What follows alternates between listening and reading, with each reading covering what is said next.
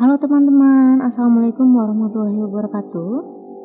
Well, kembali lagi di YouTube channel saya. Di sini saya akan melanjutkan mengenai pembahasan soal-soal untuk tes PCPM Bank Indonesia di angkatan yang ke-37. Nah, ini merupakan pengalaman ketika tes PCPM Bank Indonesia angkatan 36. Mungkin ini bisa jadi referensi buat teman-teman yang ingin tes PCPM angkatan 37. Oke. Nah, seperti yang saya share di video sebelumnya di part 2, untuk di bagian TPD dan POF, ini banyak banget yang dibahas ya materi-materinya. Untuk yang pertama kemarin saya sudah bahas juga tentang mekanisme, yang part kedua kemarin saya sudah membahas soal yang awal banget diujikan di PCPM angkatan 36, yaitu verbal asosiatif. Nah, untuk yang part ketiga ini saya akan membahas tentang logik aritmatik. Nah, di logik aritmatik juga ini ada 30 soal, sama ya seperti yang verbal asosiatif. Ini saya sambil tulis ya teman-teman. Asosiatif, tapi yang membedakan adalah di waktu. Kalau misalnya di verbal asosiatif ini hanya 7 menit, kalau untuk yang di logik aritmatik ini ada 20 menit. Jadi teman-teman agak punya waktu yang cukup senggang untuk berhitung ya, karena di sini kan kita perlu oret-oretan, perlu menghitung. Jadi waktunya dibuat 25 menit. Tapi menurut saya 25 menit juga amat sangat terburu-buru untuk berhitung. Tapi tidak apa-apa, daripada 7 menit diminta menjawab 30 soal ya. Oke, kita langsung saja. Logik aritmatik ini apa ya? Nah, logik aritmatik ini di sesi untuk tes PCPM angkatan 36 kemarin di TPD dan POF-nya, pada sesi ini kita itu akan diberikan 30 soal hitungan. 30 soal hitungan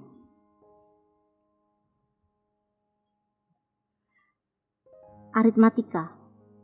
Tetapi untuk di tes ini operasi aritmatika yang plus, minus, bagi, kali, dan sama dengan pada persoalan tersebut hilang, nggak ada.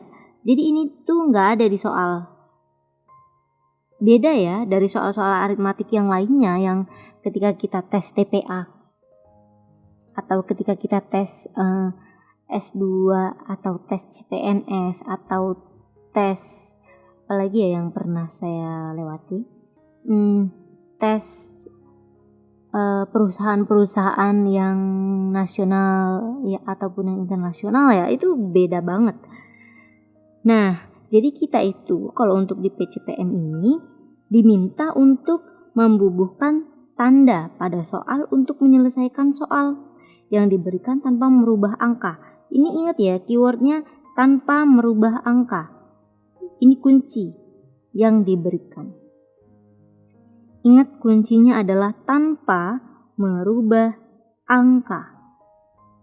Harus ingat ya teman-teman, kita tidak boleh merubah angkanya atau membolak-balik angkanya. Misalnya ada 2, 4, 6, 2 misalnya. Ini karena kita bingung, terus kita ubah angkanya jadi misalnya 2, 4, 6, itu tidak boleh ya. Jadi tetap begitu. Oke, kita langsung saja lihat contoh-contoh soalnya sebelum nanti saya berikan latihan-latihan buat teman-teman untuk dijawab di kolom komentar, dan saya akan bantu koreksi jawaban teman-teman semua. Oke, kita lihat untuk contoh yang pertama. Contoh yang pertama ini ada 10,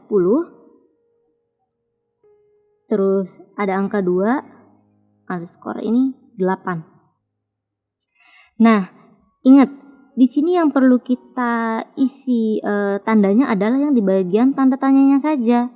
Yang di sini tidak kita hiraukan saja yang ini. Yang di bagian tanda tanyanya saja. Ada angka 10, terus tanda tanya 2, dan ada angka 8. Yang A yaitu plus, yang B minus, yang C kali, yang D bagi, yang E sama dengan. Nah, kira-kira jawabannya apa ya? Misalnya nih, kalau kita buat yang A.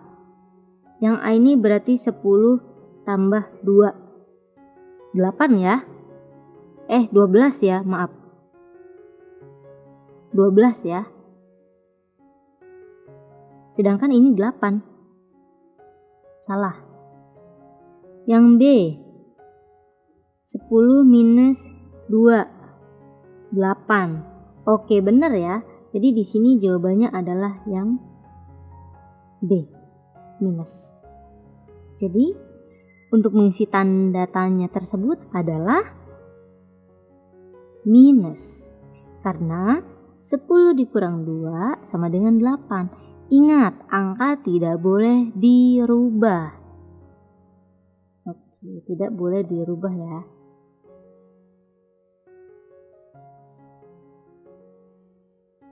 Kita lanjut untuk contoh yang kedua ya teman-teman.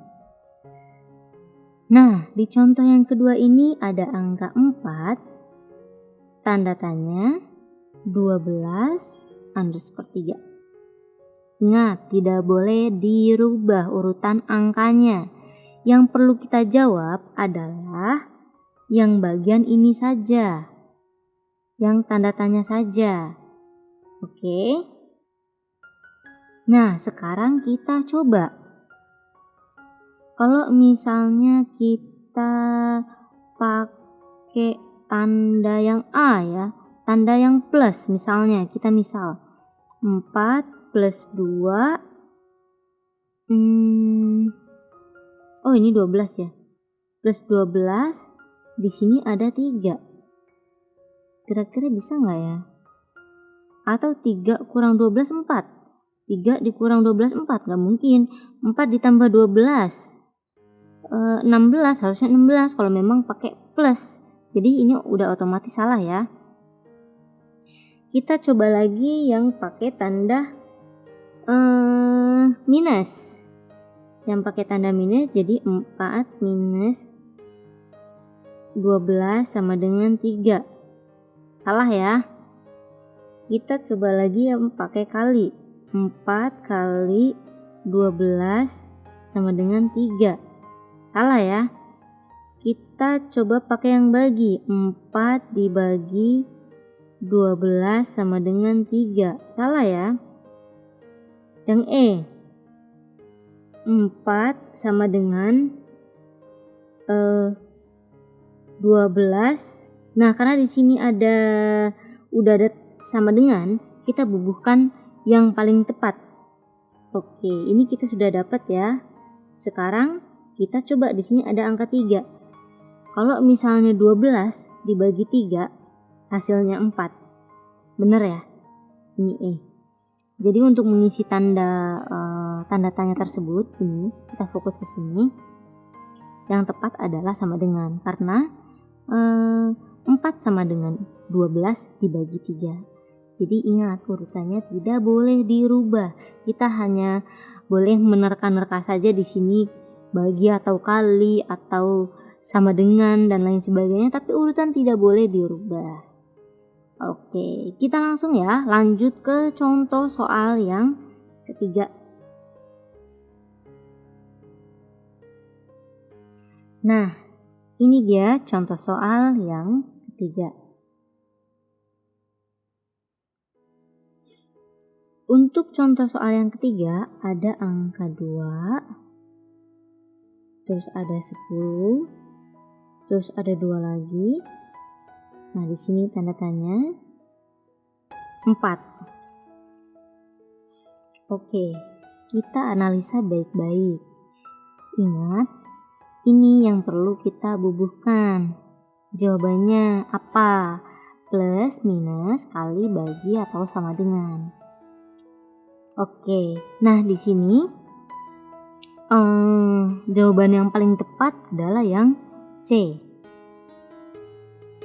Untuk mengisi tanda tanya yang ini, yang paling tepat adalah yang C, yaitu dikali. Kenapa? Karena 2 itu sama dengan 10 dikurang 2 dikali 4. Ingat kan, urutannya tidak boleh berubah. Jadi mana dulu yang dikerjakan? Ini kan? Aduh maaf, ini saya buat tanda kurungnya. Ini kan? Oke.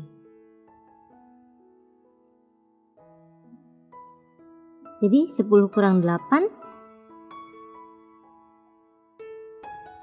sama 10 kurang 8 sama dengan 2. Begitu jawabannya. Jadi ini bisa dicoba-coba, teman-teman, ini bisa dicoba semua ya. Dikira-kira saja langsung, tapi ingat waktunya tidak sampai 1 menit untuk menjawab total yaitu 30 soal.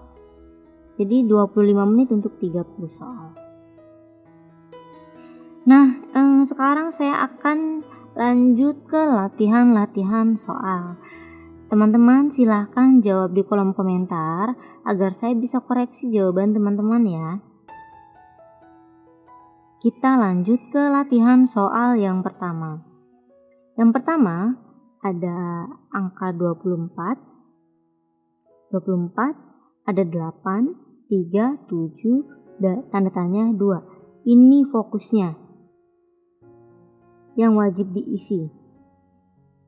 A plus B minus C kali D bagi dan E sama dengan.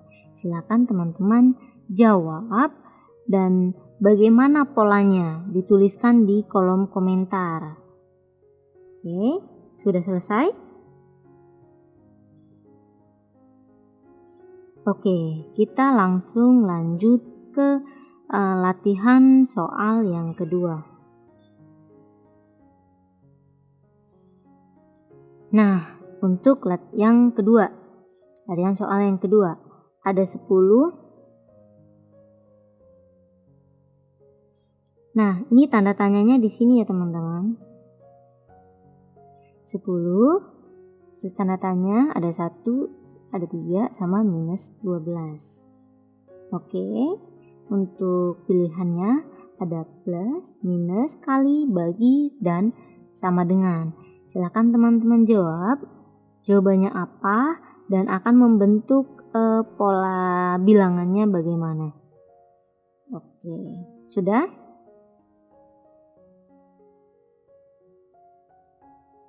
Kita langsung lanjut ke latihan soal yang ketiga ya. Latihan soal yang ketiga ada angka 12, 7, tanda tanya 20 sama 1. Sedangkan pilihannya yang A plus B minus C kali D bagi E sama dengan. Oke, silahkan dihitung. Berikan jawabannya apa? Dan berikan penjelasannya. Sudah? Oke, langsung lanjut ke latihan soal yang keempat ya teman-teman. Kalau misalnya belum selesai di pause saja. Tapi buat latihan kalau bisa saya berbicara sudah selesai ya. Latihan soal yang keempat. Ada 2, 3, kemudian ada tanda tanya. Di sini yang harus kita jawab pilihannya apa? Ada 4 dan 14. Yang A plus B minus C kali D bagi dan E sama dengan. Silakan dijawab jawabannya apa. Dihitung dulu ya teman-teman. Dan berikan penjelasannya. Jangan lupa tulis di kolom komentar agar saya dapat mengoreksi jawaban teman-teman. Latihan soal yang terakhir yaitu ada angka 10, 19, 4, tanda tanya dan 5. Ingat, fokus di sini ini, jawaban ini apa? Angka ini tidak boleh dirubah ya teman-teman urutannya. Jadi angkanya sudah seperti ini, tidak boleh diubah-ubah. Yang A plus B minus C kali D bagi E sama dengan. Ingat, berikan penjelasannya untuk mengisi tanda tanya tersebut itu apa dan karena apa. Dan yang perlu diingat lagi, urutan angka tidak boleh dirubah. Oke, sudah cukup teman-teman. Jangan lupa untuk tulis di kolom komentar jawabannya apa dan berikan alasannya. Semoga bermanfaat untuk teman-teman yang ingin mengikuti tes PCPM Bank Indonesia yang ke-37. Ini angkatan yang ke-37 ya teman-teman. Semoga bermanfaat, saya doakan sukses selalu dan mendapatkan hasil yang terbaik. Buat teman-teman yang ingin latihan soal lebih banyak, mungkin teman-teman bisa membeli buku di toko terdekat mengenai soal-soal aritmatik ini untuk sering-sering latihan. Meskipun pola soalnya memang berbeda dari buku-buku yang telah ada yang sudah pernah saya pelajari. Oke, sekian dari saya. Jangan lupa untuk subscribe, like, comment, and share agar teman-teman yang lain juga mendapatkan kebermanfaatan dari video yang telah saya sajikan ini. Terima kasih dan sampai jumpa di part 4. Di part 4 saya akan membahas lebih lanjut soal-soal PCPM angkatan 36. Terima kasih dan sampai jumpa teman-teman.